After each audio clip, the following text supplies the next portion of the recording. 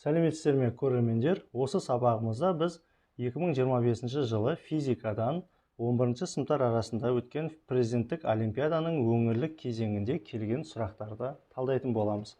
Сонымен бірінші сұрағымыз: оқушылар мектепке барар жолда шағын эксперимент жүргізуге шешім қабылдады. Мұны істеу үшін олар кішкентай шарикті ұзындығы 1,3 метр салмақсыз жіпке іліп, тыныштықта тұрған мектеп автобусының төбесіне бекітті. Уақыттың бір мезетінде автобус 1,5 метр секунд квадрат тұрақты үдеумен горизонталь бағытта бір қалыпты үдей бастаған кезде шарик тепе-теңдік күйінен ауытқиды. Шарик бастапқы күйіне қатысты қандай максималды биіктікке көтеріледі деп сұрап жатыр. Еркін сөйлеудің мәнін 9,81 деп беріп қойған екен. Бірінші берілген жазып алайық. Номері 1 берілгені. Жіптің ұзындығын беріп қойған. L 1,3 метрға тең. Және автобустың үдеуін беріп қойған. 1,5 метр бөлінген секунд квадрат. Және еркін сөйлеуіміз 9,81 метр бөлі секунд квадратты берген. Ал енді бізге нені табу керек? Шарик қандай максималды аш биіктікке көтеріледі, осыны анықтаймыз. Енді бұл есепті шығару үшін кішкене мына нәрсені түсініп алайық. Мына жерге мен қазір автобустың суретін сызып қояйын. Автобус деп ойлайық мынаны. Автобус қазір алға қарай жүреді деп ойлаймыз. Пока тыныш тұр. Автобустың төбесіне біз жіппен бір шарик іліп қойғанбыз. Мына тыныш тұрған автобус үшін мына жіп тік төмен қарай салбырап тұрады. Міне шарик ілініп тұр, жіп тұр, өйткені ауырлық күші G деген үдеу төмен қарай бағытталған, ауырлық күшінің бағыты төмен қарай, басқа ешқандай күш жоқ, басқа ешқандай үдеу жоқ. Пока автобус тып-тыныш тұр. Вертикаль бағытта орналасады. Ал енді біздің автобусымыз, астына екінші автобус сызып қояйын. Алға қарай қандай да бір A деген үдеумен үдеп бара жатқан кезде, енді бұл жерде уже автобустың ішіндегі жүйені қарастырайық.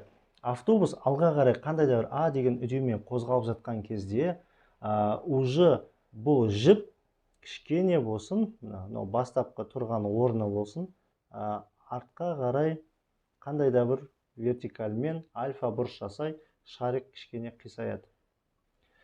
Демек, мына автобустың ішінде, енді былайша айтқанда, мына жерде тепе-теңдік жағдай бізде вертикаль бағытта орнап тұрған болса, тыныш тұрған кезде автобус.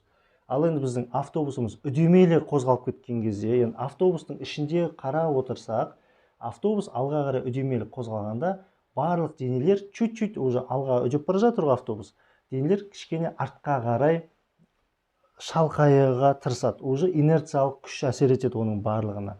Төмен қарай ауырлық күш әсер етеді, артқа қарай инерциялық күш әсер етеді, МА деген. Сонда біз үшін тепе-теңдік күй, мына жерде вертикаль бағытта болса, біз үшін енді тепе-теңдік күй дәл осы мына осьтің бойы болып есептеледі. Біз үшін тепе-теңдік күй мына ось болып саналады. Автобус А деген үдеумен кетіп бара жатқанда. Ал енді біз ең алдымен мына альфа бұрыштың өзін тауып алайық. Кеттік. Егер шарик үдеп бара жатқан кезде тепе-теңдік күйінде тұрған болса, енді автобус үдеді, біраз уақыттан кейін, егер бұл бесконечно үдеп кете берсе, тоқтамай осы 1,5 деген үдеумен үдеп кете берсе, шарик осы қисайған күйі тербеліп кеп, қисайған күйі осылай тұрып қалады соңында. Енді осыған қандай күштер әсер етеді, соны тауып алайық. Ең алдымен шарикке төмен қарай mg деген ауырлық күш әсер етеді. Автобус алға қарай А деген үдеумен үдегенде, артқа қарай шарикке байланысты артқа қарай инерциялық күш әсер етеді, МА деген. Оны мен қазір примерно былай сызып қояйын. МА деген инерциялық күш әсер етеді. Және де бұл шарик жіпке байлаулы тұр. Ауырлық күшін төмен тартуға тырысады. Инерциялық күш оны артқа қарай итеруге тырысады. Осылардың барлығын қарама-қарсы бағытта ұстап тұрған мына жіптің керілу күші болады бізде. Жіптің керілу күшін Т деген әріппен белгілеп қояйық. Енді салыстырмалы түрде бұл қазір автобустың ішімен салыстырмалы түрде тепе-теңдік қалпын сақтап тұр, тыныш тұр. Демек, осы үш күштің қосындысы былайша айтқанда 0-ге тең. демек біз бұл үш күшті қалай қоссақ болады? Мына mg деген күшті әкелеміз, мына жерге қойып қойсақ, ma деген күшті әкелеміз, мына жерге қойып қойсақ, мына t жіптің келу күшін мына жерге қоясақ, тура осы жерден мынандай тең тік бұрышты үш бұрыш шығады. Мысалы ретінде, так, мына төмен қарай мына mg күшіміз, мынау бізде инерциялық күшіміз ma, мынау вертикаль, мынау бізде горизонталь бағытта. Демек, екеуінің арасында 90 градус, мынау тігінен, мынау жердің бетімен қозғалып жатыр. Мына жіптің келу күші Т как раз ровно мынаның соңына, басына кеп жалғанады. Мына бізде Т жіптің келу күші. Мына бұрыш альфа болса, демек, мына жерде де мына бұрыш бізде альфа болып саналады. Енді осы жерде бізге альфа бұрыштың қандай да бір сан мәнін тауып алуымыз қажет. Ол үшін бүйтейік, жіптің келу күшін санамай-ақ қояйық. ma-ны mg-ға бөлетін болсақ, не шығады, соны тауып алайық. Так, ma бізде тік бұрышты үшбұрышты қарсы жатқан катет болып тұр осы үшбұрыштың, mg іргелес катет. Сонда біз қарсы жатқан катетті іргелес катетке бөлсек, ол бізде тангенс альфаға тең болады. Сонда мына жерге жазып қоя салайын. Тангенс альфа тең болады ma бөлінген mg. Массалар қысқарады, осы жерде тангенс альфа тең болады а бөлінген g. Егер бізге қандай да бір бұрыш, осы альфа бұрыштың қазір мәні керек болып жатқан болып жатса, или есеп шығарған қолдан керек болса, тангенс альфа арқылы өрнектеп шығарамыз барлығын. Синуспен берсін, косинуспен берсін. Тангенс альфа а бөлінген g-ға тең. Үдеу бізде 1,5, g 9/81, 1,5 9/81-ге бөле саламыз. Енді ары қарай, мұнау бізде тепе-теңдік күйі деп айттық. Есепті ары қарай біз қалай шығаруымыз қажет? Басында шарик просто салбырап тып-тыныш тұрған. И біз ойлаймыз қазір, автобус резко сразу 1,5 деген үдеумен сразу үдеп кетіп қалды. Сол кезде біздің былайша айтқанда былай айтсақ, тепе-теңдік жағдайымыз, тепе-теңдік осіміз уже вертикаль бағытта болмайды, кішкене былай қарай альфа бұрыш жасай ығысып кетеді. Мына тепе-теңдік күйіміз мына нүктеге ығысып кетеді. Типа біз мысалы маятникті тербеткен, тып-тыныш тұрған маятникті бұлай тербетсек, тербел-тербелке осылай тоқтап қалу керек. Үдеп бара жатқан, үдемелі қозғалып бара жатқан дене үшін ол тепе-теңдік күй, ол мынандай күй болып шығады. Мына қисық күй болып тұрады. Енді автобус резко үдеп кетті деп ойлаймыз. Тепе-теңдік күйі, мына жағдайдан мына жағдайға ауысып кетті дейміз. Сол кезде мына шарик тепе-теңдік күйге қарай ұмтылуға тырысады, былай қарай. Сол кезде ол кішкене болсын былай тербеледі. Біз білеміз, тепе-теңдік күйінен қанша градусқа бұрып ауытқыған болса, арғы бетіне өткенде де дәл сондай градусқа ол бұрылу керек. Сонда мына бұрыш бізде альфа бұрыш болған болса, ол тербеліп келеді дағыны мына бетіне өтіп кетеді. Мына бетіне өтіп кетеді. Мына бұрышта сол кезде альфа бұрыш сызатын болады. Түсінікті болған шығар деп ойлаймын. Мына тепе-теңдік күйіміз мына күй болып тұр. Үдемелі қозғалғанда резко үдеп кеткендіктен ол осылайынан тербеліп кетеді. Резко автобус алға жүріп кеткен кезде шарик артқа қарай кетіп қалады дағыны осылайынан тербеліп кететін болады. Сонда мынау бізде альфа бұрыш болса, арғы бетіне өткен кезде де дәл сондай альфа бұрышқа арғы бетіне қарай өтеді. Мысалы ретінде кәдімгі баяғы маятникті көз алдымызға елестетейік. Мынау бізде маятник салбырап тұрған болса, мына бетіне қанша градуспен өтетін болса, мына бетіне де дәл сондай градуспен өтетін. Осылай тербеліп тұратын. Бірақ біздің уже маятник чуть-чуть былайынан бұрылып тұр уже. Өйткені автобус үдеп бара жатыр. Демек, мына маятник уже былайынан тербеліп кететін болады. Бірақ бұл тербеліп мына жерге тоқтап қалады. Дәл осы положениеде қалып кетеді. Дәл осындай күйде қалып қояды. Бірақ оған дейін, хотя бір-екі рет болсын тербеліп алады ол. Ары қарай уже тербеліс өшуі де мүмкін, өшпеуі де мүмкін, өшеден, скорее всего, өшеді. Ауаның кедергісі бар, үйкеліс күші бар, соның арқасында ол тоқтайды. Сонда бізге табу керек биіктік, мынау жіптің ұзындығы, мынау бізде жіптің ұзындығы, шарик мына күйден мына күйге көтерілді. Демек, бізде қандай да бір h биіктікке мына жер бізде h биіктікке көтеріліп тұр. Осы h биіктікті табу керек. Мына бұрыш бізде мына жерде тік бұрышты үшбұрыш көріп тұрмыз. Мына бұрыш бізде сонда альфа 2 альфа болып тұр. Енді оны қалай істейміз? Бізде мына жіптің ұзындығы мына L, ол жіптің ұзындығы мына жерде L сонда. Тік бұрышты үшбұрышта мынау бізде гипотенуза болып тұр. Мынау бізде іргелес катет. Давайте мына арақашықтықты анықтап алайық. Полный ұзындық L болған болса, бізге керек биіктік мына h болған болса, мына L-дан мына h таптасақ, қалған мына жер, мына іргелес катет, L азайтылған h болады. L азайту h болады. Сонда біз L азайтылған h, оны бөлеміз L-ға, мына іргелес катетті гипотенузаға бөлсек, онда біз косинус альфаны алады екенбіз. Косинус альфаны алмаймыз. Мына бұрыш бізде альфа бұрыш, тағы да альфа бұрыш, косинус 2 альфаны аламыз. Косинус 2 альфа болып шығады. Енді осы жерде мына h биіктікті тапсақ, L-ді мында көбейтіп жібереміз. L минус h тең болады L көбейту косинус 2 альфа болсын.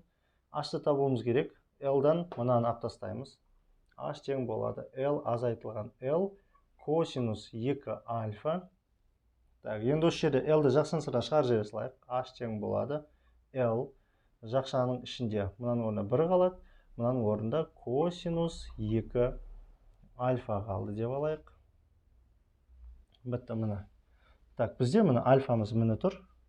Бірақ мына жерде уже 2 альфа болып кетті, байқасақ. Бізде тангенс альфаны ғана білеміз. Енді осы жерде косинус 2 альфаның қандай да бір формулаларын іздейміз. Косинус 2 альфаның мынандай формасы бар. Или косинус альфаның тригонометрияда. Косинус 2 альфа тең болады 1 азайтылған тангенс квадрат альфа, 1 қосылған тангенс квадрат альфа. Бұрыш 2 есе азайды. Немесе математика формулаларында косинус альфа тең 1 азайту тангенс квадрат альфаның жартысы плюс бөлінген астына 1 плюс тангенс квадрат альфаның жартысы деп тұру мүмкін. Альфа бөлу 2 деп. Енді біз 2 альфа деп ыңғайлап алдық. 2 альфа болса, демек мынау альфа болайын деп тұр. Осы формулаға сүйенеміз. Енді осы формуладан уже бізде почти тангенстің мәнін білеміз, қаншаға тең екенін міне. Орнына қойып жіберсек, косинус 2 альфаны тауып алайық. Мына орнына қояйық, сразу h-ты таба салайық. Есептейік. Косинус 2 альфа. Косинус 2 альфа тең болады 1 азайту тангенс квадрат альфа. Тангенс альфаның өзінің мәні қандай? Соны естіп жібере салайықшы. Тангенс альфа тең болады а 1,5 бөлінген 9,81. 1,5-ды 9,81-ге бөле салайын. Бәрін калькулятормен шығара берейік, миды ашытпай. 1,5-ды бөлеміз 9,81-ге. 0 жуықтап алғанда 0,15, 2, 9 жуықтап алғанда 0,153 деп жуықтай салайын. Жуықтап алғанда 0,153. Аны G-ға бөлгенде, үдеуді еркін сөзден бөлгенде мына сан шықты. Енді мен қазір осы санды квадраттаймын. 0,153-ті квадраттаймын. 1 минус тангенс квадрат альфамыз 0,0234.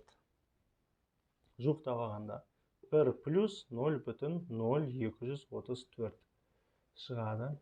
Есептегенде 1-ден алып тастаймыз 0,0234 0,9766. Астына 1-ді мынаған қосамыз, 1,0234 тең. Сразу сан мәнін алып жіберейік. 0,9766 бөлеміз 1,0234 тең 0,95427 дейді. 4 деп жуықтай салайық болды. Өтірден кейін 3 санға дейін алсақ болды. Пока біз осылай жуықтадық. Косинус 2 альфаның мәні осыған тең болып шықты. Енді ары қарай мына жерге орнап қояйық. Сонда h тең болады. L қанша бізде? L 1,3 метр. Көбейтілген 1, азайту. Косинус 2 альфа. Косинус 2 альфа міне 0,954. Сонда біз енді бірден азайтамыз 0,954 тең 0,046. Сонда 1,3 метр көбейту 0,046. Екеуін бір-біріне көбейтейік енді 1,3-ке 0,0598 метр. Так, егер сантиметрге ауыстыратын болсақ, сонда h тең болады. Сантиметрге ауыстырып 100-ге бөліп жібереміз. 1, 2, 2 0 жылжиды.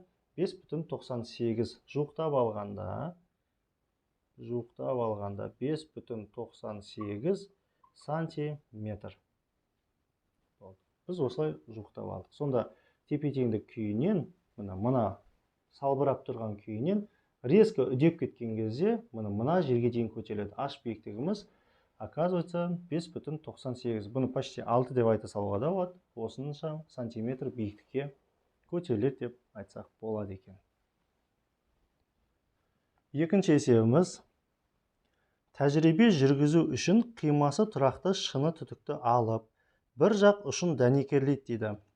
Түтік горизонталь орналасқан кезде сынап пен дәнекерленген ұшы арасында ұзындығы 32 см, температурасы 18 градус болатын ауа толтырылып тұр дейді. Былайша айтқанда, жабық бетімен, шынының жабық бөлігімен сынаптың арасында 32 см ауа қалып кеткен. Ұзындығы 32 см ауа қалып кеткен болып тұр. Так. Содан кейін түтікті вертикаль орналастырады. Ашық жақ ұшы жоғары қарайды және түтіктің ішіндегі заттарды 52 градус температураға дейін бір қалыпты қыздырады. Қыздырғаннан кейін сынаптың астындағы ауа бағанының өлшегендегі ұзындығы 29 сантиметрді құрайды дейді. Бөлмедегі атмосфералық қысымды 740 мм сынап бағаны деп алыңыз.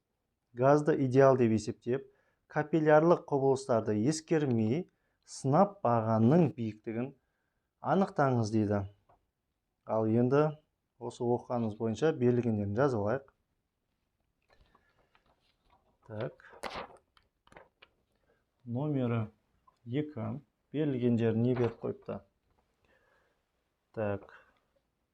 L деп жазайын пока. L тең 32 сантиметр. L1 дей салайық, өткен қазір ол өзгерейін деп тұр, 32 сантиметр.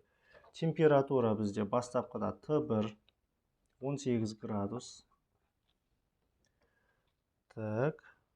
Түтікті вертикаль қойғаннан кейінгі температуралары қыздырған 52 градус болған екен. Сол кезде ауа бағанының ұзындығы 29 дейді. Демек, L2 тең болады 29 сантиметр. Атмосфералық қысым тең болады 740 миллиметр сынап бағана екен. Идеал газ деп есептейміз, капиллярлық құбылыстарды ескермейміз. Енді жаңа түтіктің ішіндегі сынаптың бағанның биіктігін табайық. Оны не деп белгілейік? Просто h дей салайық болды. Сынаптың биіктігі. Енді есепте не айтылып жатыр? Соны бірінші түсініп алайық. Не болып жатыр бұл жерде? Бізде басында горизонталь жатқан түтік деді, міне түтігіміз. Мен қисықсыздымай, горизонталь жатыр деп ойлай берейік. Так. Ішіне сынап құйылған. Енді сынап деген беттік келу күші жақсы. Сынаптар сразу су сияқты бетіп кетіп қала салмайды. Бір-біріне жақсы жабысады. Бір тамшысымен екінші тамшысы бір-бірін жақсылап тұрады деп ойлайық. Енді былай істейміз. Мына ұшын дәнекерлейміз, сваркілеп жауып тастаймыз. Былайша айтқанда, мына басы оның жабық деген сөз. Ортада бірақ ауа қалып кеткен. Мына жерде сынап жатыр мысалы. Так. где-то мына жерде мысалы былайынан сынап жатыр. Міне осылайынан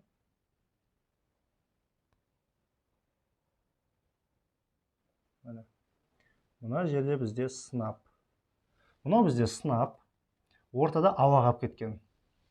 Ауаны давайте точка белгілеп қояйық. Түсінікті шығар деп ойлаймын. Міне сынап ортада қалып кеткен. Сынап мында тұр. Ортада ауа қалып кеткен. Ауа ары бері өте алмайды. Сынап мына түтікті полный жауып тұр деп ойлаймыз. Осы жердегі примерно средний осы ауаның ұзындығы есептеп қарасақ, мына жер мен мына жердің арасы L1 деген осы жер, мына L1 32 сантиметр. Мына жер мен мына жердің арасы 32. Так, ішіндегі ауа 18 градуста тұр. Енді ары қарай біз бұл түтікті тігінен көтеріп қоямыз. Резко тігінен көтеріп қояйық. Сол кезде не болады? Түтікті қайтадан мына жерге сызайын.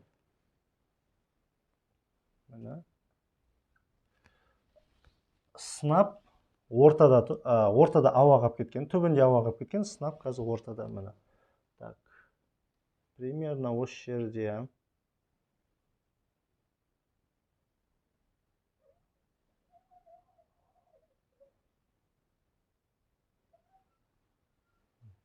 мынау бізде сынап. Сынап, түбінде уже ауалар тұр.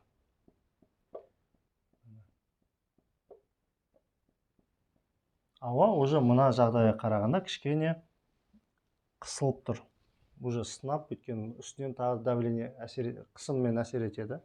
Мына жерде пока сынап ешқандай қысыммен әсер ете алмайды деп ойлай тұрамыз. Енді екі түрлі жағдай басында, кейін енді бұл жерде не істейміз? Мына жерде тұрған ауаға байланысты біз қандай шешім шығаруға болады? Кез келген газ, егер идеал газ болған болса, олардың барлығы Клапейрон заңына бағынады. Енді Клапейрон заңының формуласын жазып қояйық. P1 V1 бөлінген T1 тең болады P2 V2 бөлінген T2 деп аламыз. Міне, біз қазір осы заң бойынша есепті шығарамыз. Так, енді басында мынау бірінші жағдай, мынау бізде екінші жағдай. Мынау бірінші жағдай деп қояйық, мынау бізде уже екінші жағдай болады. Басында сырттағы атмосфералық қысым қандай болса, мынаның ішіндегі ауаның да қысымы дәл соған тең. Демек, P1 қысымымыз бізде мына атмосфералық қысымға тең болады деп аламыз. V1 көлем. Енді оны қалай жазамыз? Кеттік сразу. P1-дің орнына сразу P атмосфераны жазып қоямыз. P атмосфера. V1 көлемге қалай жазамыз? Мына түтіктің ауданы S болса, көбейтеміз. Цилиндр көріп тұрмыз деп ойлайық. Примерно цилиндр деп ойлайық. Мына қисайған жерді елемей қоямыз. Цилиндр, мына табанның ауданы дөңгелек, мынау оның биіктігі. Биіктік бізде L1. T1 температура 18 градус. Давайте оны сразу кельвинге айналдырып салайық. 18-ді қосамыз 273-ке. 291 градус кельвин. 291 градус кельвин болып тұр. Так, пока біз P1-ді жазып қойдық. Мына сандарын мақұл T1 деп пока жаза тұрайық. 291 тұмында қоясыздар. 291 кельвин. Пока T1 дей тұрайық. Тең. Енді P2. Мына жерде қысым неге тең? Ауаның қысымы. Қараймыз. Сыртта бізде атмосфералық қысым бар. Түтіктің мынау ашық бетінен атмосфералық қысымы әсер етеді бізге төмен қарай.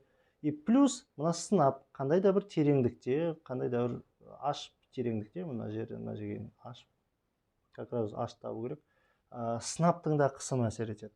Енді сынаптың қысымы плюс атмосфералық қысым, былай қарай P атомы, атмосфера, атмосфералық қысым, тағы да сынап әсер етеді. Осы екі қысымның қосындысы мына ішінде тұрған ауаның қысымына тең болады. Екеуі де әсер етеді. Ауаның қысымы мына екеуінің қысымының қосына тең, сол үшін сынап бұдан ары қарай төмен түспеген. Өйткені басында 32 еді мына жер, қазір төңкерген кезде мына жер 29 болып қалды. Демек, кішкене қысылған. Демек, ішінде қысым артқан, одан кейін тоқтаған. Екі жақ қысым теңескен кезде. Сонда P2 қысым дегеніміз бізде атмосфералық қысым плюс ρ G H. Мынау сынаптың қысымы ρ G H бізде көбейтілген. Енді не бар бізде? V2 көлем бізде мына жер. Ауа туралы айтып жатырмыз біз. S көбейтілген L2 деп алайық уже. Есептің берілгенде L2 деп қойдық. L2 деп аламыз. И бөлу T2.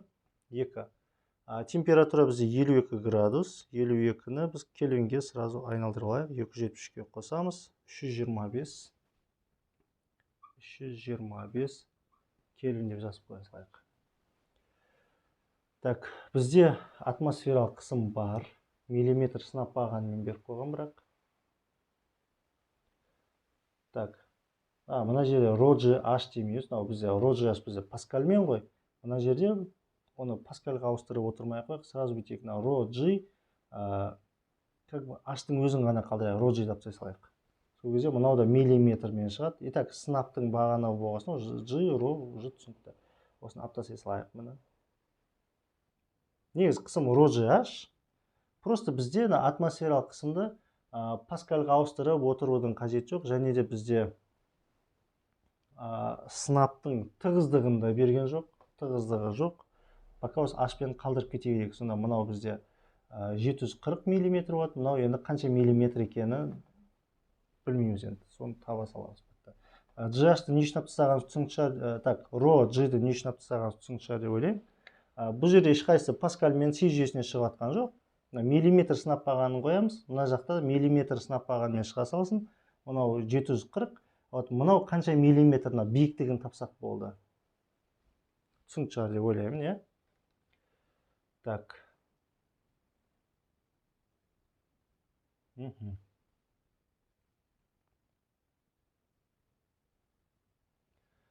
Енді бұл жерде тағы нелер қысқарады? Мынау түтіктің аудандары қысқарады.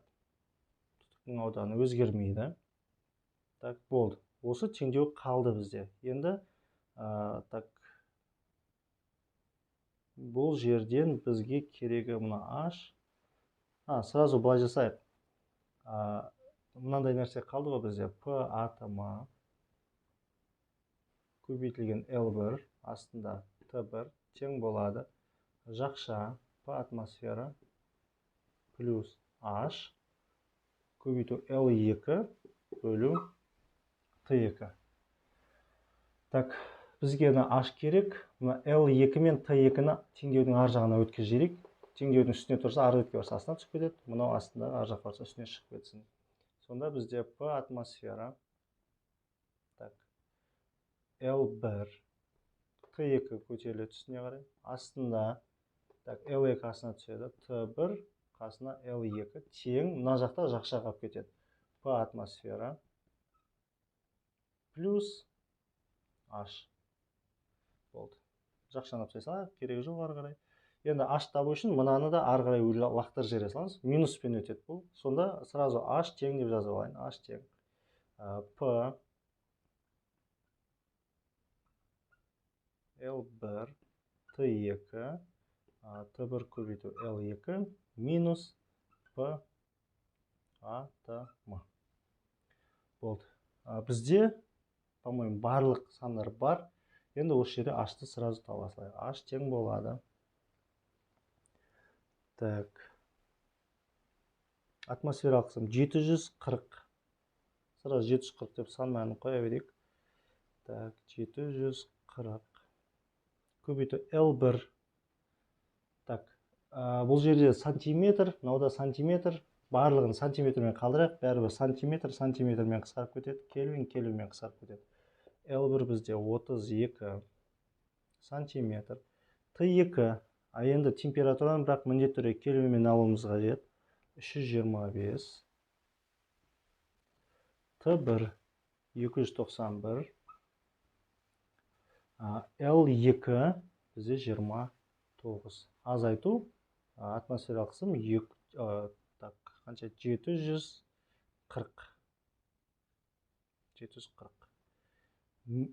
Байқасақ, миллиметр сынап бағаны. Қазір мына жауап та бізде миллиметрмен шығу керек. Енді есептеу жейік бәрін. 740 көбейту 32 көбейту 325, оны бөлеміз 291-ге тең дейміз. Одан шыққанды бөлеміз 29-ға. 911-де 95. Почти жуықтап 912 деп аласақ. Минус сыртында 740 бар. 740. Сонда 912-ден азайттық. 912-ден азайтамыз 740-ты. 172 миллиметр. Не болмаса 17,2 сантиметр биіктікте міне сынап орналасқан екен деп айтсақ болады.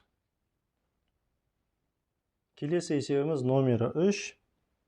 Қорек көзінің электр қозғаушы күші эпсилон 60 вольтқа тең болатын РС тізбегінде суретті қараңыз дейді.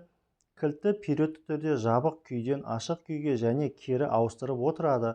Тұйықталған және ажыратылған уақыттары бірдей және тауға тең дейді. Ұзақ уақыт өткеннен кейін конденсатордағы кернеу тұрақты болып орнығып, тек белгілі бір орта деңгейге жақын шағын пульсацияларды сезінеді дейді. Конденсатордағы тұрақты кернеудің осы орташа мәнін анықтаңыз дейді. Енді есептің берілген жазып қойдық. Батарейканың ЭКК-сы 60 вольт және кілтті қазір ажырап тұр.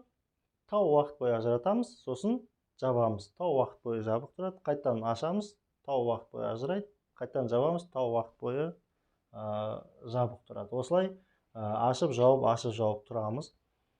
Енді бұл есепті шығарған кезде мына конденсатордың кернеуі қандай деп сұрап жатыр. В общем айтқанда, мынау пока бүйтек кілт пока ажырап тұр деп ойлайық. Батарейканың мына жағы плюсы, ұзын жағы, қысқа жағы бізде минусы, плюстан тоқ келеді, кедергіден өтеді. Мына кілт ажырап тұрғанда мына тізбекте вообще тоқ өтпейді мүлдем. Келеді, конденсаторы зарядтайды. Давайте плюсы тұрғандықтан мына жерді плюс деп белгілеп қояйық. Мына плюс. Конденсаторның үстіңгі пластинкасы плюс зарядталған, астыңғы пластинка бізде қазір минус зарядталады, және осы жерде қандай да бір конденсаторда U деген кернеу пайда болып тұр. Так, енді кілтті ашып жауып тұрған кезде әйтеуір конденсаторды мынау зарядтап үлгереді, бірақ конденсаторын қараймыз. Кілт ашық тұрған кезде конденсатор зарядталады, кілтті жапқан кезде не болады? Плюс келе жатыр, енді ол уже конденсаторы зарядтап өре алмайды, уже тоқ ары қарай кетеді. Тоқ еще конденсатордың зарядтары да шығаттағыны мына жер қосылып тұр ғой, кілт мына жабылды. Плюсы да шығаттағыны мына жаққа қарай бірнеше тоқ өте алады сонда. И ол тоқ бараттағыны ары қарай керек болмаса батарейкаға қарай өтіп кете алады екен. Деп пока елестетейік көзімізге. Ары қарай сосын қазір тоқ шынымен қайсысы қайқа баратын, сосын қазір ажыратамыз. Енді былай жасайық. Пока конденсаторға тоқ келе жатырсын, кілт ажырап тұрсын, дәл осы жағдайда мына жерде тоқ жүрмейді, мына жерде өшіріп алып тастасақ болады. Мына тоқ шығады, айналып мұнда плюс зарядталып жатыр, мұнда минусы зарядталып жатыр. Енді тоқ азғантай болса да жай осын жүріп келе жатыр деп ойлайық. Өйткені ашық тұрған кезде зарядталады, жапқан кезде зарядтың бір бөлігі қайтадан шығып кетеді. Демек, қайтып шығып баратқан тоқ ары кетеді деген сөз. Қайтып ашамыз, қайтадан зарядталады, жабамыз, қайтадан тоқ шығып кетеді, заряд шығып кетеді деп ойлаймыз. Енді пока ашық тұрған кезде мына жақтан келе жатқан тоқты, давайте былай қарай келе жатқан тоқты біз I1 деп белгілеп алайық. Осы тоқ күші неге тең, соны тауып алайық. I1 тең болады. Енді Ом заңы бойынша, мына жақта шығып жатқан кернеу бізде эпсилон ЭКК 60 вольт, мына жақта қандайдар U кернеу бар, білмейміз. Былайша айтқанда плюс барып, ол плюсқа қосылу керек. Мынау кішкене қарсылық білдіреді, сол үшін мына ЭКК-дан мына кернеуді алып тастаймыз. Және оны мына кедергіге бөлеміз. Мына бізде I1 тоқ күшіміз осы мәнге тең болады. Ал енді кілтті жабамыз. Кілтті жапқан кезде мына конденсатордан да бірнеше заряд өтеді. Демек, былай жоғары қарай бізде I2 деген тоқ шығады. Былай қарай I1 тоғы итак келе жатқан, о баста келе жатырған, I1 тоғымыз келе жатыр. Конденсатордан тағы I2 тоғымыз шығады. Оның барлығы барады мына кедергіден өтеді. Демек, мына кедергіге қарай өтіп жатқан тоқ бізде I3 деп ала салайық. I1 болсын, I2 болсын, I3 болсын. Енді қараймыз, тоқтар қалай жүріп жатыр. Мына түйінге мына I1 тоқ келе жатыр. Кілтті жапқаннан кейін I2 тоқ сыртқа шығып жатыр. Екеуі, демек, мына кедергі арқылы өту керек. Осы жерде біз Кирхофтың бірінші заңын жазбасақ болады. Демек, I1 плюс I2, мынау бізде түйінге кіріп келе жатқан тоқтар, I3 бізде түйінен шығып жатқан тоқтар. Демек, түйінге кіріп жатқан тоқтардың қосындысы түйінен шығып жатқан тоқтардың қосындысына тең деп айтамыз. Шығып жатқан тек біреу ғана, сол үшін I1 мен I2-ні қоссақ, I3-ге тең деп аламыз. Так, енді ары қарай былай жасаймыз. Мына конденсатордың кернеуі U болып тұр. Ол енді сол средний мәнде болады. Тез ашылып, тез жабылып жатыр. Енді қараймыз. Мына кілт жабылған кезде конденсатор мен мына кедергі бір-біріне параллель жалғанып тұрғанын көріп тұрмыз. Демек, параллель жалғаған кезде мына екеуінің кернеулері бірдей болады. Демек, конденсатордың кернеуі U болып тұрған болса, мына кедергінің де кернеуі U болады дегенді білдіреді. Мынаның кернеуін біз пока білмейміз қанша екенін. Енді, демек, осы U кернеу түскен болса, мына жерден I3 тоқ өтіп жатқан болса, давайте I3 тоқты тауып шығайық. Сонда I3 тең болады U бөлінген R болып шыға келеді. Мына I1-дікі анау басында жазып қойдық. Мына.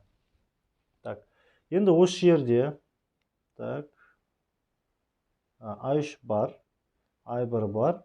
Осы жерден I2-нің мәнін тауып алайық. I2 конденсатордан шығатын тоқты тауып алайық. Так, мына өрнектерді орнына қояйық. I1-дің орнына мынаны әкеп қояйық. Сонда I1-дің орнына эпсилон минус U бөлінген R плюс, мынау бізде I1 плюс I2 тең болады. Мына жері I3 U бөлінген R. Так, енді I2-ні тапсақ, мынаны ары жаққа лақтырып жібереміз. Так, I2 тең болады. Так, екеуінің бөлімдері де бірдей, ортақ бөлімді алса, U азайту эпсилон минус плюс болып кетеді. Так, ақшамдайық. I2 тең болады. Так, U2U минус эпсилон бөлінген R. I2 осыған тең.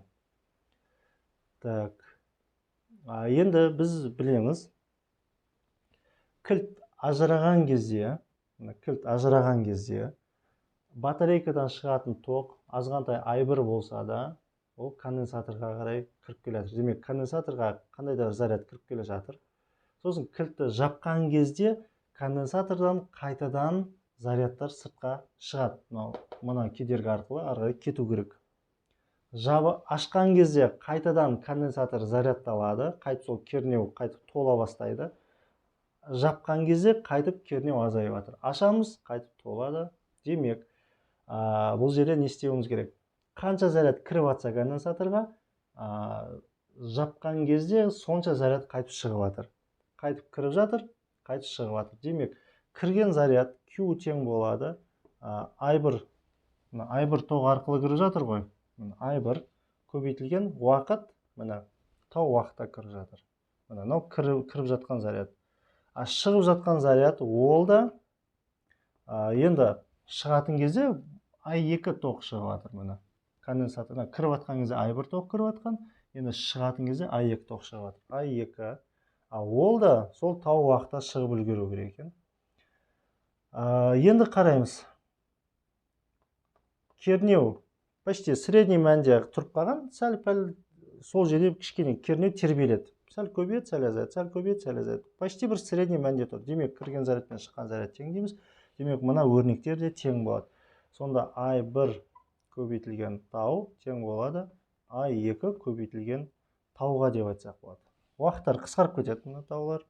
Демек, I1 мен I2 бір-біріне тең деген сөз. I1 тең болады I2-ге. Енді біз I1-дің формуласын білеміз қанша екенін. Міне I2-ның формуласын жаңа таптық. Екеуін теңестіруге болады екен сонда. I1 бізде эпсилон азайтылған кернеу бөлінген кедергі тең I2 міне 2U азайту эпсилон бөлінген R.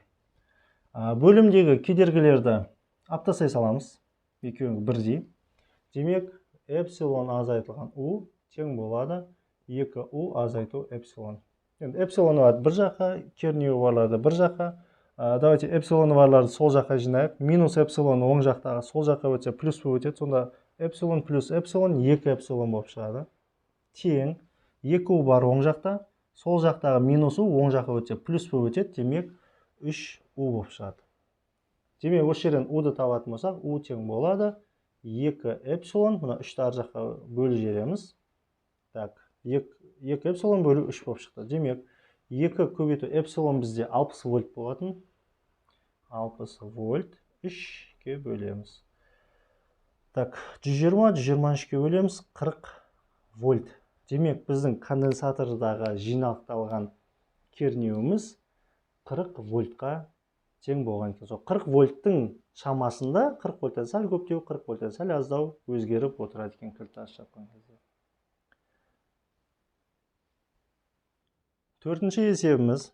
Ені L болатын біртекті магнит өрісінің жолағы бар. Берілген кинетикалық энергиясы бар зарядталған бөлшек өрістің шекарасына перпендикуляр ұшып кіреді. Оның жылдамдығы да B өрісіне перпендикуляр. Магнит өрісінің индукция векторы B-ға перпендикуляр екен олда. Бөлшек бүкіл жолақтан өтіп, екінші жағынан шыға алатын өрістің B индукциясының мәнін табуымыз қажет деп сұрап жатыр. Енді берілген жазып алайық бірінші. Номері 4. Так, магнит өрісінің қандай да бір ені десек L, берілген L беріп қойған бізге.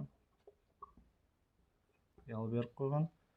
Және де осы өріске ұшып кіретін зарядталған бөлшектің кинетикалық энергиясын беріп қойған. Заряды оның Q, массасы M дейді. Так, заряды Q, массасы M. Так, енді осы өрістің индукция векторын бізге табу қажет. Так, мұны табу керек. Бұл белгісіз. Так, енді осы айтылып жатқан құбылыстың суретін салуға тырысайық. Мына жерде қандай да бір өріс бар деп, так, қалай сызсақ болады?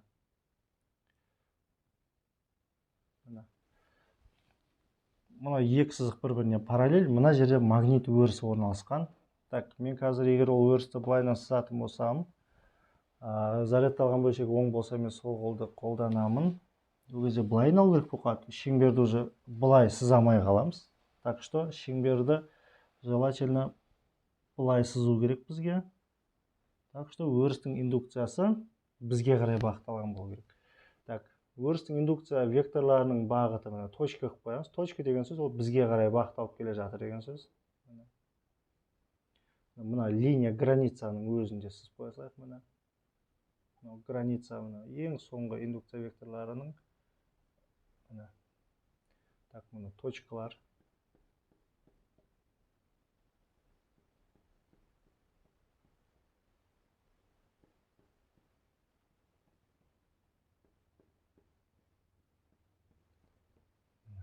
Ең соңғы міне шекарасы мына жермен аяқталсын.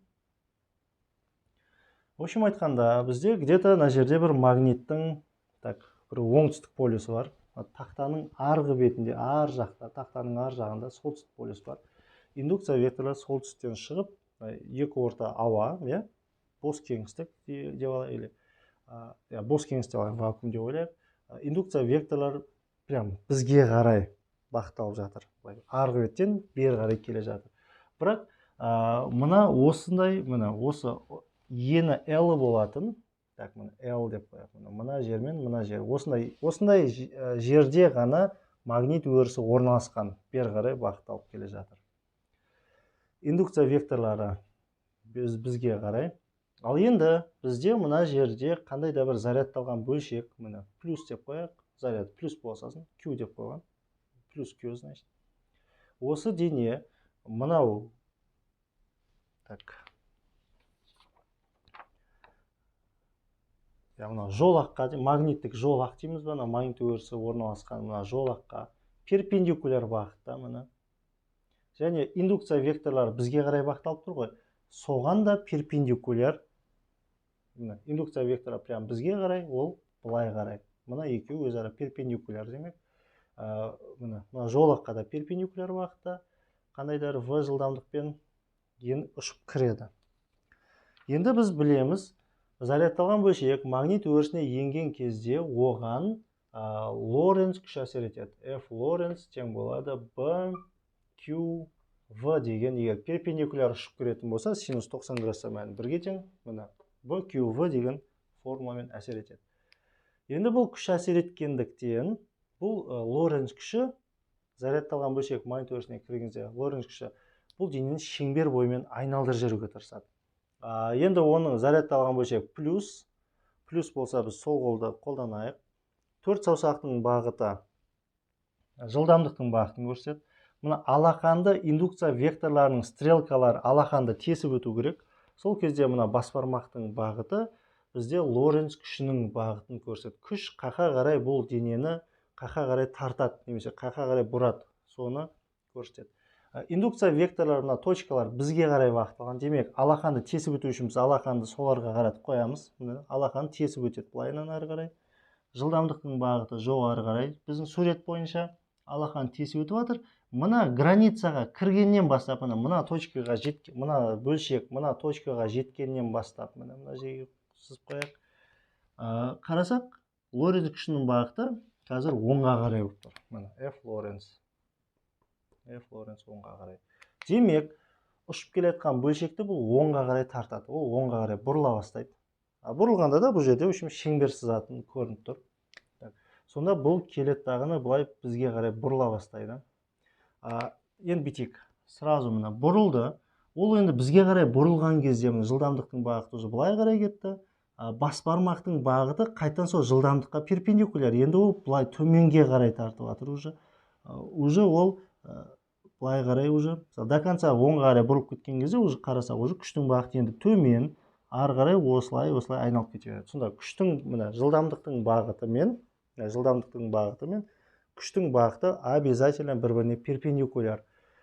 Сонда ұшып кірген кезден бастап ол бұра бастайды. Бұрылған сайын бәрібір күштің бағыты осы жылдамдыққа перпендикуляр болады. В общем, оны жанына қарай тарта береді. Сонда бұл, егер мына магнит өрісі шексіз көп болған болса, мына граница мына жермен бітіп қалмай ары қарай кете берген болса, бұл бұрылып айналып шығып кететін еді. Қайтадан артқа қарай бұрылып шығып кетеді. Енді бізге айтып жатыр, граница мына жермен бітеді, бұл бұрылып келу керек тағыны мына бергі беттен арғы бетке өтіп кету керек. Енді қандай жағдайда бұның ең аз мәні қандай кезде, или ең көп мәні қандай кезде осылай өтеді. Шеңбер сызылып келеді тағыны, мына ені L болса, как раз мына сызылған шеңбердің радиусы L-дан сәл көп болса, ол арғы қарай өтіп кетейін деп тұр. L-ға тең болса, екі границаның ортасымен өтіп кетуі де мүмкін, или артқа қайтып кетуі де мүмкін, осы границаның бойымен өтеді.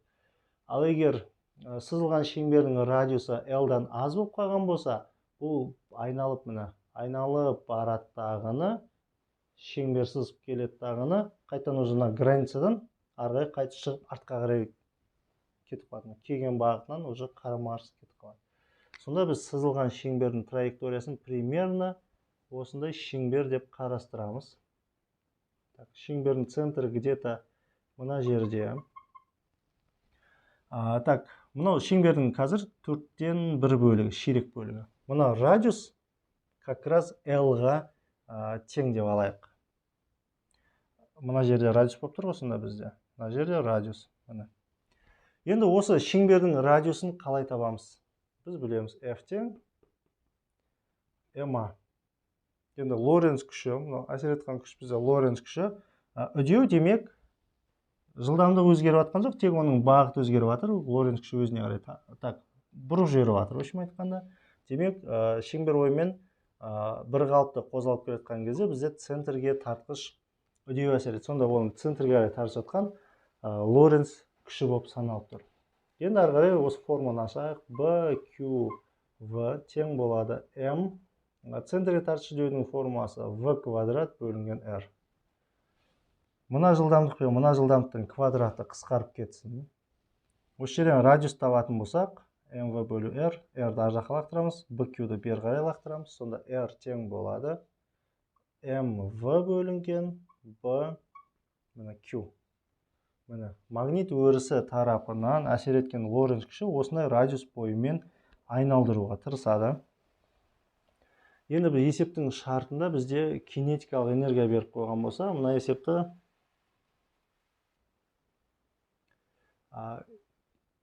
кинетикалық энергиямен байланысты. Пока қоя тұрайық. Енді қараймыз, мынау тұрақты масса. Ұшып келген жылдамдығы ол тұрақты. Бірақ жылдамдықты бермеген бізге кинетикалық энергия берген. Сол үшін жылдамдықты қазір кинетикалық энергия арқылы жазамыз. Бірақ пока осылай тұра тұрайық. Мынау тұрақты масса, жылдамдық тұрақты. Бөлшектің заряды тұрақты. Обычно протон ба, альфа ма, қандай бөлшекке байланысты заряды тұрақты. Үшеуі де тұрақты. Демек радиус тек қана B-ға тәуелді. Қарасақ, радиус пен B бір-біріне кері пропорционал. Егер B көп болса, демек радиус азая береді. B көбейген сайын радиус азая береді. Егер B-ның мәні азайған сайын радиус онда көбейе береді. Бізге қажетті радиус айналып келді дағы дәл осы шекараға жетті. Мысалы, радиус как раз L-ға тең болған жағдайда B дәл осылай айналу үшін B-ның мәнін тауып алайық. Осы жерде B мен R-дің орнын ауыстырып жібереміз. Форманы түрлендірейік. B тең болады MV бөлінген R Q. R-ді L-ға тең деп алсақ, сонда B тең болады MV бөлінген R-дің орнына L-ді жазамыз. L Q болып шығады. Біздің екі ортаның соңғы шекарамен ары кетуі де мүмкін, қайтадан артқа кетуі де мүмкін. Осы B-ның мәні дәл осындай болған жағдайда. Егер B-ның мәні, B0 деп аласақ, давайте B0 болсын. B0 болсын. Или пока, общая формула, пока осылай тұра берсін. B0 деп осы жерде аласақ. B0 осыған тең. Егер индукция векторының мәні мына B-дан көп болса, общем айтқанда B көп болса, онда R аз болады. R аз деген сөз, радиус кішкентай болып қалады. Мына границаның шекарасына жетіп үлгермей қалады дағын, артқа кетіп қалады. Прям мына шекарадан өткеннен кейін арға Лоренц әсер етпей қойды, арға осылай кете береді. Ал егер B-ның мәні мына B нолевойдан аз болып қалса, онда B аз болса, онда радиус көп болады. Демек, радиусына L-дан да көп болып кетеді. Ол кезде, сонда үлкендеу радиуспен кетіп баратқан кезде, границадан шығып кетсе, ол қандай жылдамдығы қай бағытта келе жатыр, арғай осылай шығып кетіп қалады екен. Сонда бізде ең былайша айтқанда шекара осы B нолевойдан шығып кету үшін қандай болу керек? B0-ден сәл көп болса болды. Шығып кетеді деп айтамыз. Бітті. Сол B-ның мәні көп, хотя бы тең, в общем, сәл көп болса болды, в общем, MV бөлінген L Q-дан. Айтпақшы бізде жылдамдық жоқ. Сол үшін жылдамдықты кинетикалық энергиямен түрлендіруіміз керек. Кинетикалық энергия тең болады mv квадрат бөлінген 2. В-ны табатын болсақ, В тең болады 2e кинетикалық бөлінген масса. Квадраттан құтылу үшін түбірге аламыз. Осына келіп мына жерге мен қояйын. B нолевой тең болады m l q. В-ның орында мынау түбір астында 2e кинетикалық бөлу масса. Бөлу массаны бөлек жазайын. Мына жерде масса мен масса. М-ді түбір асты М-ға бөлсек, түбір асты М қалады. Сонда B нолевой тең болады L Q түбір астында 2ME кинетикалық деп бәрін бір түбірге ала салайық болды. Міне, біз үшін қажетті, в общем, шекара деп айтсақ болады. Қайттан артқа кететін, немесе ары қарай өтіп кетуді анықтайтын индукция вектор бізде мынау. Егер біздің индукциямыз осыдан көп болса, радиусымыз азғантай болып қалады, артқа кетіп қалады. Егер B-ның мәні мынадан көп аз болып қалса, онда ол үлкендеу радиус бойымен қозғалады дағыны, мына границадан асып арғы бетке өтіп кетеді екен. Болды, жауабымыз осы екен. Соңғы 5-ші есебімізді талдайық. Екі бірдей жұқа шыны жазық дөңес линза бар дейді. Егер олар жазық беттері жанасатында етіп біріктірілсе, ауада алынған линзаның фокустық қашықтығы 2 см дейді. Егер олардың дөңес беттері бір-біріне қарайтындай орналастырылып, және олардың арасындағы қашықтық сумен толтырылса, осы линзалардан жинақталған жүйенің фокустық ара қашықтығын анықтаңыз дейді. Линзалардың қисықтары бірдей, жұқа және беттер арасындағы қашықтық фокустармен салыстырғанда өте аз шама деп есептеңіз дейді. Шыны мен судың сыну көрсеткіштері сәйкесінше 1:66 және 1:33 деп беріп қойған екен. Берілген жазып алайық. Бірінші екеуі жазық беттерімен беттестірілген кезде фокусы номері 5 берілгені. Алғашқы фокус бізде 2 см деген. Одан кейін шынының сыну көрсеткішін беріп қойған. N шыны 1:66. N шыныкі 1:66, судыкі 1:33. N су 1:33. Болды, берілген осы. Ал енді жаңағындай орналастырған кезде табу керек. Фокус қандай? Бірінші, бастапқыда бізге мынандай 2 линза беріп қойған. Жазық дөңес дейді. Бір жағы жазық тегіс, бір жағы дөңес. Мынандай жазық дөңес 2 линза бар бізде. Екеуі бірдей, 2 дөңес линза бар. Бірінші олар не істеген? Бірінші олардың жазық беттері арқылы оларды бір-бірімен жанастырған. Қазір соның суретін сызып алайық. Мына жақ беті томпақ. Енді соның қасына мынаны өте жақын әкеліп беттестіріп қойдық. Мына томпақ беттері сыртына қарап тұр. Енді осындай линзаның, былайша айтқанда, бүтін бір қос дөңес линза сияқты болып тұр. Фокус аралығы f1 2 см-ға тең. Енді фокустан бұрын біз оптикалық күшті табудың формасы. Бірақ оптикалық күшті білсек, ол фокусты да біле аламыз деген сөз. Да тең 1/f-ға тең. Енді 2 линза, қатар тұрған 2 линзаның жалпы оптикалық күшін табудың формуласы D1 қосу D2. Егер олар өте жақын орналасқан болса, просто оптикалық күштер қоса салады. Ал енді жалпы оптикалық күшті табудың формуласы D тең болады. Жақшаның ішінде N азайтылған 1. Қандай материалдан жасалған бұл линза, соның сыну көрсеткішінен аптасаңыз 1-ді көбейтеміз. 1/R1 қосу 1/R2. мына формуланы біз білуіміз қажет.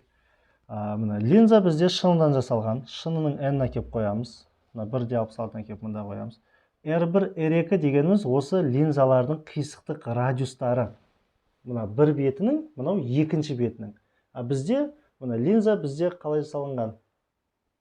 Так, мына беті тегіс, мына беті дөңес. Мына беті тегіс, мына беті дөңес.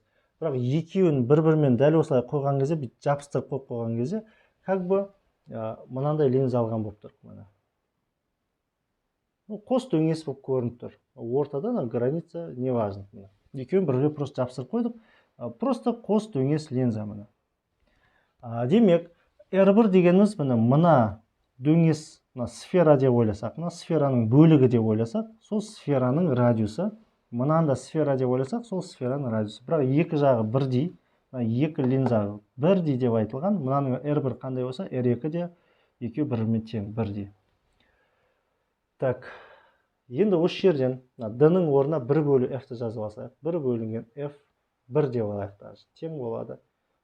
N бізде шыны азайтылған 1, көбейтілген жақшаның ішінде 1 бөлінген R1 қосу 1 бөлінген R2 дей берейік. R1 мен R2 тең, бірақ сразу 2 бөлу R дей салуға да болады. Пока осылай жаза берейік, ешнәрсе қылмайды. 1 бөлу f осыған тең. Егер мынандай өрнекті көріп жатқан болсақ, оны біз 1 бөлу f деп ала беруімізге болады екен. Ал енді біз не жасаймыз? Бұл екеуін дөңес беттерімен жақындатамыз. Так, оны қай жаққа жасайын? Мына жерге жасайын. Мына жазық, мына жақ дөңес беті. И мына жері жазық, мына жағы мына. Қатты дөңес болып кетті.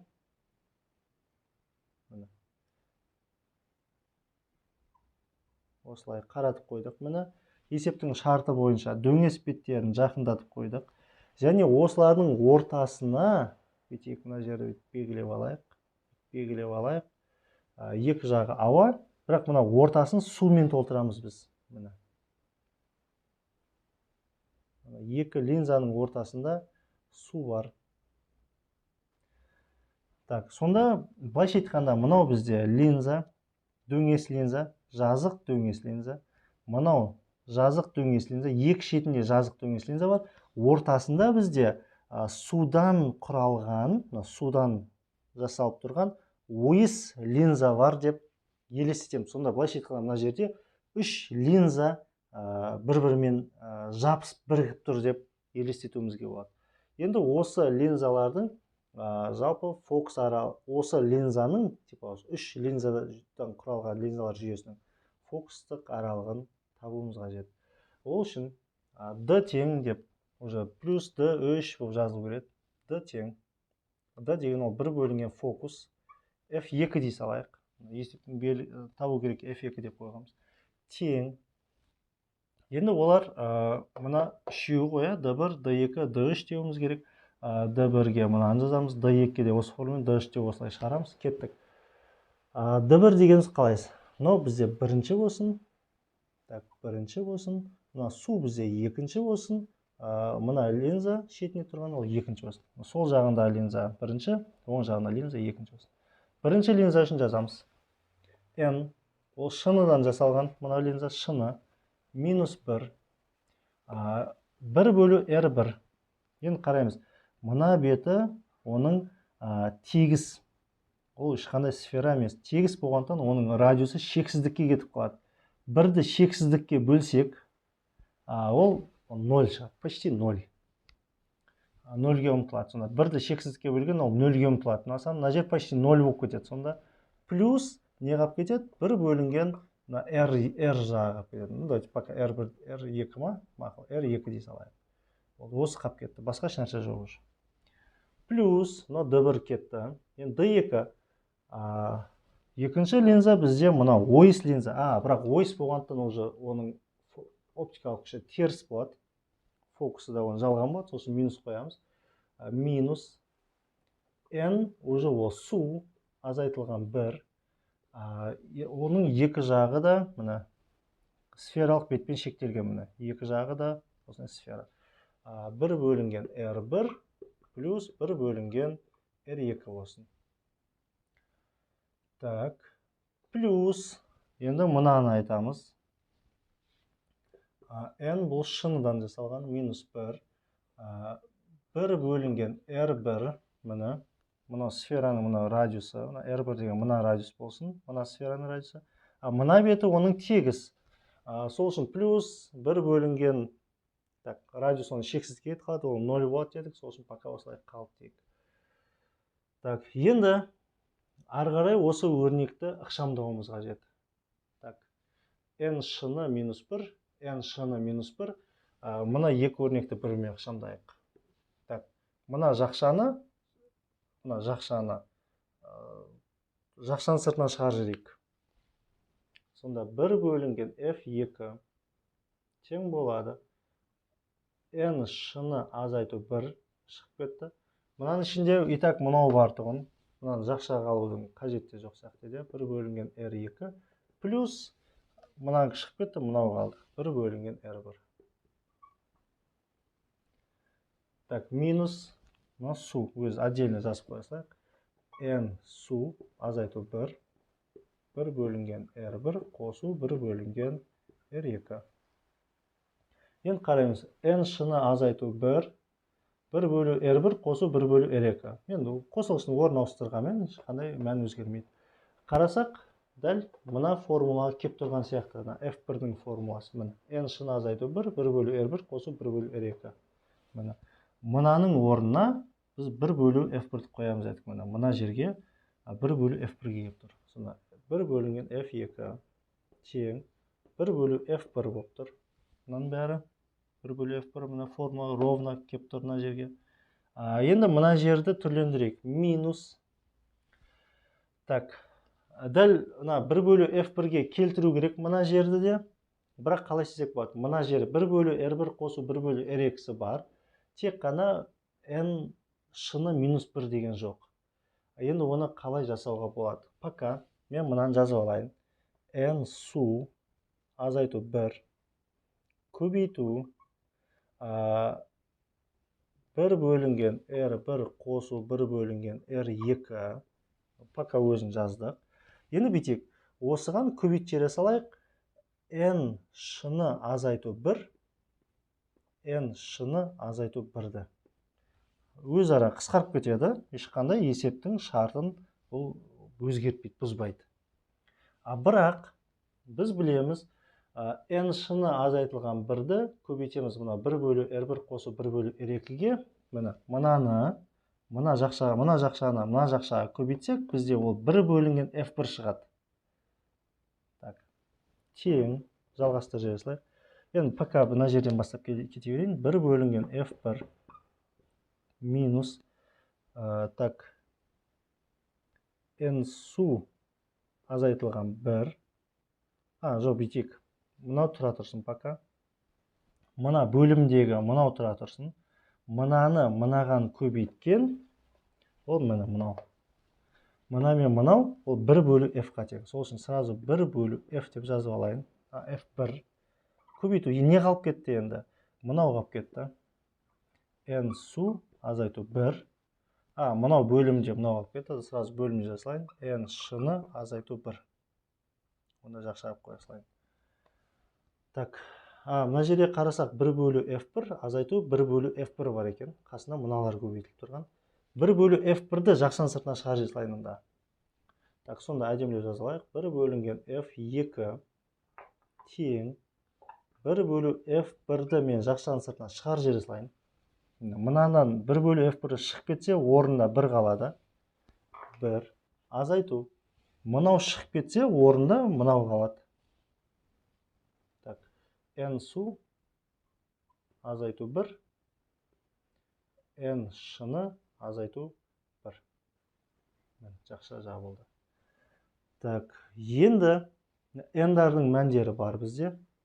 f1-дің де мәні бар. Осы жерден f2-ні тауып салуға болады. Есептейік ары қарай. Сонда астына жазайын. 1 бөлінген f2 тең болады 1 бөлінген f1 көбейту жақшаның ішінде 1 азайтылған n су ол 1/33-ке тең. 1/33 азайту 1, n шыны 1/66 азайту 1.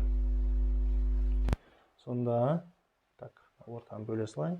1 бөлу f2 тең 1 бөлу f1. f1-дің мәнін әдейі қоймай тұрмын, қазір может ықшамды алып бір әдемі сан шығып қала ма деп. Так, 1 азайтылған 1/33-тен 1 тастаймыз. 0,33. 1/66-дан 1 тастаймыз. 0,66. Так, 33-ті 66-ға бөлеміз. Мына жерден, по-моему, 0,5 шығады.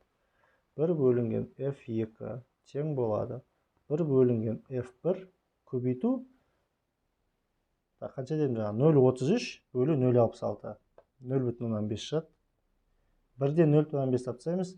0,5. 0,5-ті жай бөлшекпен жазсақ, 0,5 ол 2-ден 1 шығады. Так, сонда 1 бөлінген f2, 1 бөлінген 2f1 болып шықты. 1 бөлінген f2 тең болады, 1 бөлінген 2f1. Пропорция мынаны ар жаққа, мынаны бер жаққа жіберсек, сонда f2 тең болады, 2f1-ге болып шығады. f1 как раз бізде 2 см, сонда f2 тең болады, 2 көбейту 2 см тең болады 4 сантиметрға. Демек, мына 3 линза жүйесінен шыққан, осы үшеуінен шыққан линзалар жүйесінің фокус аралығы 4 сантиметрге тең болып шығады екен. Осымен есептеріміз аяқталды.